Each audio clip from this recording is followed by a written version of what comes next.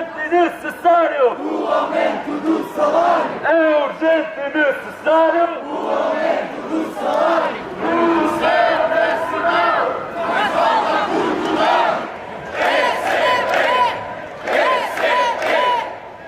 Camaradas e amigos, uma saudação a todos vós.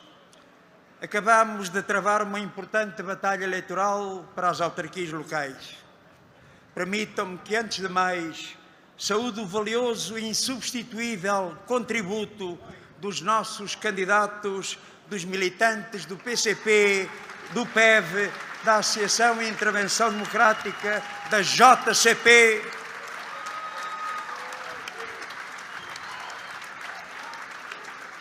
dos muitos milhares de democratas sem filiação partidária que aqui em todo o país construíram uma grande campanha de contacto e diálogo com as populações. Uma saudação que queremos extensiva a todas e a todos os que de alguma forma expressaram o seu apoio à CDU e lhe deram o seu voto. Não foi uma batalha fácil esta que acabamos de travar.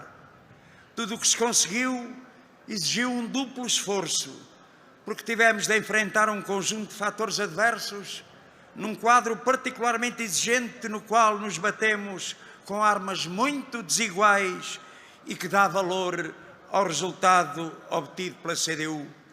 Um resultado que não podemos aceitar que seja menorizado pelos mesmos que nunca foram neutros neste combate eleitoral e que deram sobejas provas de uma tendenciosa meditação da campanha para as eleições, para não dizer de visível hostilidade. A obtenção de cerca de 451 mil votos, de 9,1% do total nacional,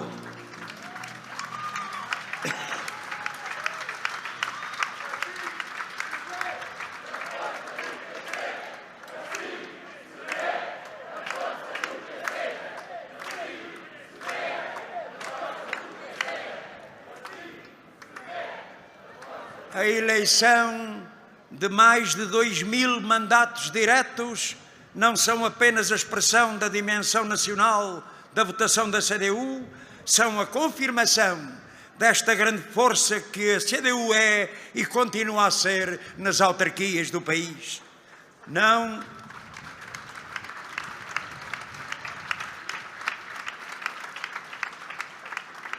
iludimos perdas, mas não aceitamos que se apague um resultado que fica igualmente marcado pela obtenção de maioria em 19 municípios, incluindo 2 capitais de distrito, Évora e Setúbal, pela confirmação de posições em variações de importantes câmaras municipais e a conquista de novas posições em órgãos municipais, onde há muito não acontecia.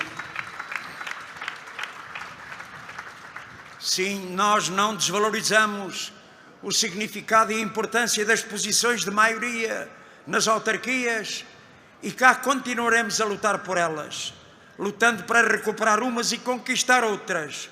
Mas há mais mundo no poder local a solicitar o indispensável empenhamento e contributo dos eleitos do PCP e da CDU, seja para intervir na construção de soluções e propostas, seja para dar voz aos interesses das populações, seja para garantir rigor e transparência no funcionamento das autarquias. Há por aí quem se ande a pôr em bicos de pés, como fazem as forças mais à direita, empolando resultados que não tiveram, para com eles dar credibilidade a um suposto e imparável apoio popular ao relançamento dos seus projetos retrógrados e antidemocráticos. Falamos do PSD e CDS, mas também dos seus sucedâneos, sem subestimar as maiorias obtidas em algumas autarquias mais emblemáticas.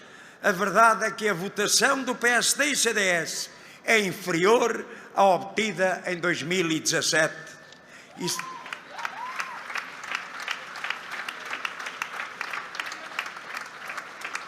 E se nós não excluímos a necessidade de uma avaliação das fragilidades e insuficiências que são nossas, tendo em vista a sua superação, Não podemos calar também as condições em que travamos este combate.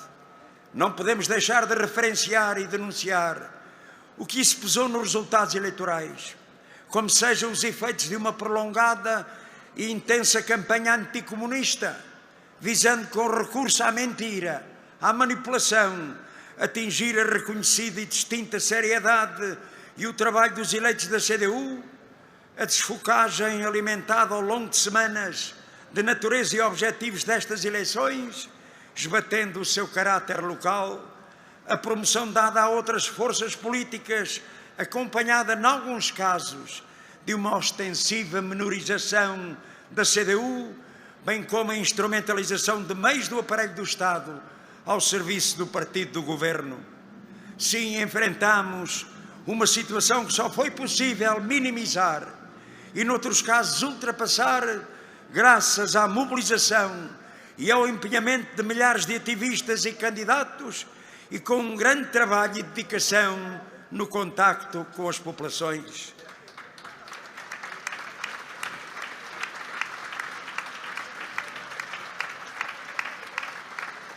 Mas se nos confrontamos com poderosas forças que servem os interesses dominantes, não há campanha, por mais insidiosa que seja, que nos contenha na determinação e vontade de servir os trabalhadores, o povo e o país. Por isso aqui estamos, prontos a prosseguir a dinamização da ação política para as batalhas futuras que aí estão. Passadas as eleições, coloca-se com urgência a necessidade de dar resposta aos problemas do país, aos problemas que resultam de décadas de política de direita e aqueles que derivam da epidemia e do aproveitamento que dela fazem os grandes interesses económicos. Problemas que precisam de uma resposta que o Governo não dá, continuando submetido aos interesses dos grupos económicos e às imposições da União Europeia, não dando e mantendo os eixos centrais da mesma política que há vez executou com o PSD e CDS durante anos, comprometendo o desenvolvimento do país. De facto, o PS tem trocado as medidas que se impunham ou pela propaganda ou pela convergência com tais partidos. Esses mesmos que, juntamente com os seus sucedâneos do Chega e Iniciativa Liberal, se empenham em dar vida a agendas e projetos reacionários que crescentemente o grande capital promove e alimenta. A promoção que vemos de certas forças políticas, bem como o apagamento das opções do PS, de convergência com a direita nas questões estruturais e essenciais, são parte da tentativa de ocultação da política alternativa que o PCP defende e propõe ao povo português. A situação económica e social do país exige outras opções e uma mais decidida resposta a problemas que pesam sobre a vida dos trabalhadores do povo e do país. Temos um país com uma realidade marcada pelos baixos salários e reformas, por um desemprego estruturalmente elevado, operações de despedimento coletivo, precariedade, agravamento do custo de vida na energia, nos alimentos, na habitação, na destruição e definhamento do aparelho produtivo e desindustrialização, pela fragilidade das micro, pequenas e médias empresas e a cedência clara aos interesses dos grupos económicos.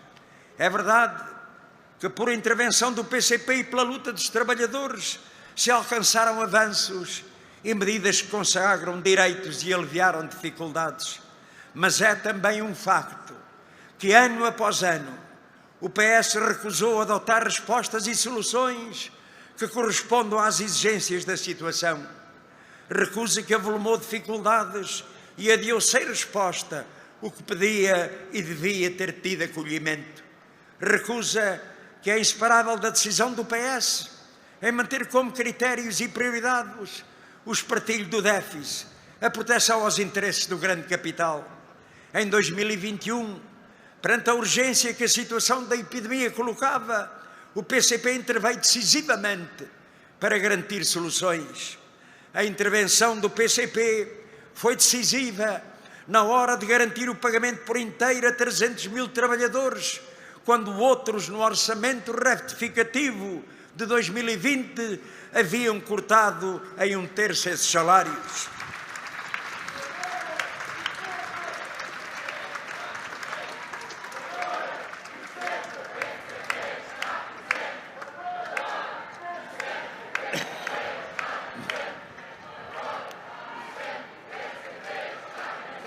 A intervenção do PCP foi decisiva para garantir a renovação automática dos subsídios de desemprego, o alargamento do número de crianças com creche gratuita, os apoios à cultura, o aumento de pensões a 1.900.000 reformados. E o PCP não desiste, nem desistirá de encetar um caminho diferente para o país.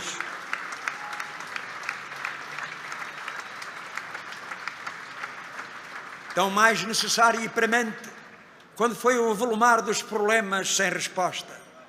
Tão mais inadiável quando há meios e recursos que podem ser postos ao serviço do país e das condições de vida dos trabalhadores. É esse o caminho que é preciso encetar, em domínios decisivos, no orçamento do Estado, mas muito para lá do seu conteúdo. Os orçamentos do Estado espelham e acolhem opções e caminhos que se querem prosseguir e neles se devem inserir. Não se pode adiar mais a questão dos salários como uma emergência nacional. O aumento geral dos salários, com o que se impõe de eliminação da caducidade da contratação coletiva, da reposição dos contratos e da adoção do tratamento mais favorável. O aumento do salário mínimo nacional, que rompa com uma trajetória ditada pelas pressões do grande patronato e não pelas necessidades dos trabalhadores. O fim de uma década de prático congelamento dos salários na administração pública, encetando a recuperação do poder de compra perdido, eliminando as injustiças do sistema de avaliação de uma tabela remuneratória amalgamada.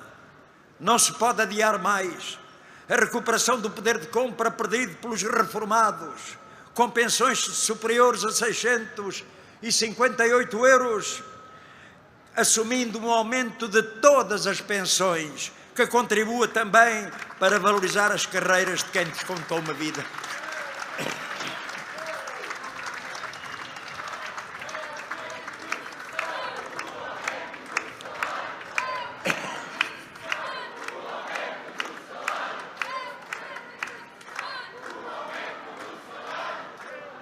Não se pode adiar mais o investimento nos serviços públicos, a começar pelo SNS, e com prioridade para a valorização das carreiras, dos salários, a fixação dos profissionais e o reforço das unidades de saúde.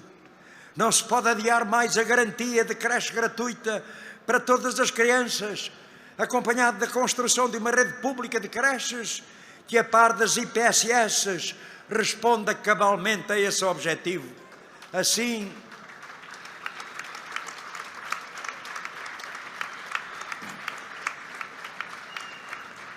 como não se pode manter adiada a universalização do abono de família. Não se pode adiar mais uma política fiscal que desagrave de facto os rendimentos mais baixos e intermédios e tribute decididamente os dividendos, os lucros e património elevados. Não se pode adiar mais a resposta aos problemas da habitação, seja pela construção de habitação pública, com financiamento do Estado e intervenção das autarquias, seja pela alteração da lei do arrendamento, que garanta a estabilidade e o controlo do valor das rendas. A situação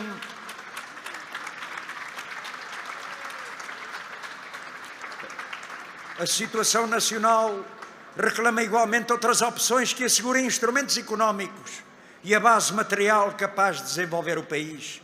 Impõe-se a recuperação do controle público dos setores e empresas estratégicas, a diversificação da atividade económica, travando a desindustrialização, promovendo a substituição de importações por produção nacional, o combate à degradação ambiental, com a promoção do transporte público, da produção local e nacional, a defesa da água pública, a promoção da soberania e eficiência energética.